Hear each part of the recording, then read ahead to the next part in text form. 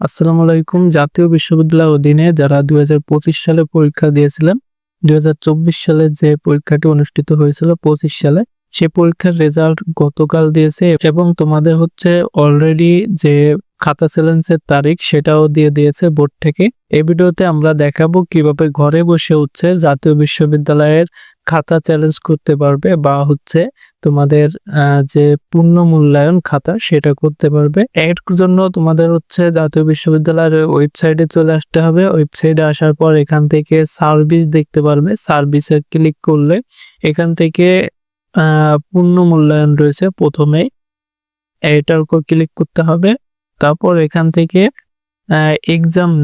Exam নেমের জায়গায় আছে first year honours answer sheet revaluation fee, এটা সিলেক্ট করবে এবং এখানে দেখাচ্ছে 2026/8/11টার সময় হচ্ছে শেষ হবে।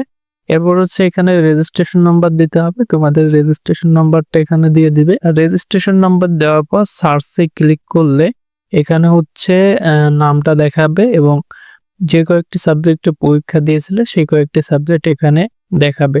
তো এখানে একটা মোবাইল নাম্বার দিয়ে দিতে হবে।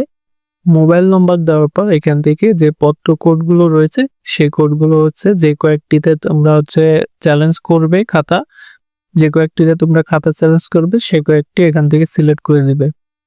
আমি এখান থেকে হচ্ছে সিলেক্ট করে দিয়েছি আমার সাবজেক্টগুলো এবং তারপর আমি এখান থেকে হচ্ছে সাবমিটে ক্লিক করব। সাবমিটে ক্লিক করলে আমাদের পেমেন্ট প্রোফাইলে নিয়ে যাবে।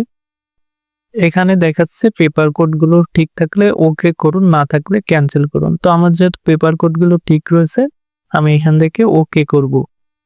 ওকে করার পর এখান থেকে ফর্ম ম্যানুয়ালি ব্যাংকে গিয়েও ডাউনলোড পে স্লিপ করে ব্যাংকে গিয়েও পেমেন্টটা করতে পারো, অথবা হচ্ছে অনলাইনেও পেমেন্টটা করতে পারো। যেহেতু অনলাইনে সহজ আমি অনলাইন দেখাচ্ছি, তো অনলাইন পেমেন্টে ক্লিক করব।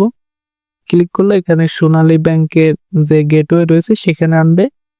এখান থেকে আমরা হচ্ছে মোবাইল ব্যাংকিং রয়েছে, মোবাইল ব্যাংকিং সিলেক্ট করব। তারপর হচ্ছে বিকাশ সিলেক্ট করব এবং এখানে আমাদের টোটাল ফি দেখাচ্ছে এবং টোটাল হচ্ছে কয় টাকা লাগবে সেটা দেখাচ্ছে। প্রতি সাবজেক্টে 1200 টাকা। তো তারপর আমরা কনফার্ম ক্লিক করব। কনফার্মে ক্লিক করে আমরা বিকাশ নাম্বারটা এখানে দিয়ে দেব। বিকাশ নাম্বার দেওয়ার পর আবার কনফার্মে ক্লিক করব। এবার আমাদের বিকাশে একটা ওটিপি আসবে, ওটিপিটা এখানে দিয়ে দিতে হবে। এরপর আমরা কনফার্মে ক্লিক করব এবং এখান থেকে আমাদের বিকাশের পিন নাম্বারটা দিয়ে দেব। বিকাশের পিন নাম্বার দিয়ে আবার কনফার্মে ক্লিক করব।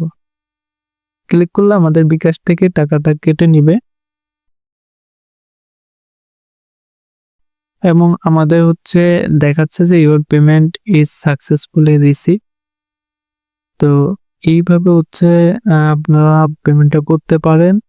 পুনরায় এই পেজে আসার পর এখান থেকে চেক পেমেন্টে গিয়ে পেমেন্ট রিসিপ্টটা হচ্ছে ডাউনলোড করে নিতে পারে। এখান থেকে হচ্ছে ব্যাংক রেফারেন্স রোল নাম্বার বা রেজিস্ট্রেশন নাম্বারটা দিতে হবে অ্যান্ড তারপর এখান থেকে ফাইন্ডে ক্লিক করলে এই যে একটা ট্রানজ্যাকশন চলে আসছে এবং এখান থেকে দেখেন নাম সহ এখানে হচ্ছে পেড দেখাচ্ছে এবং কত তারিখে পেড করছি সেটাও দেখাচ্ছে।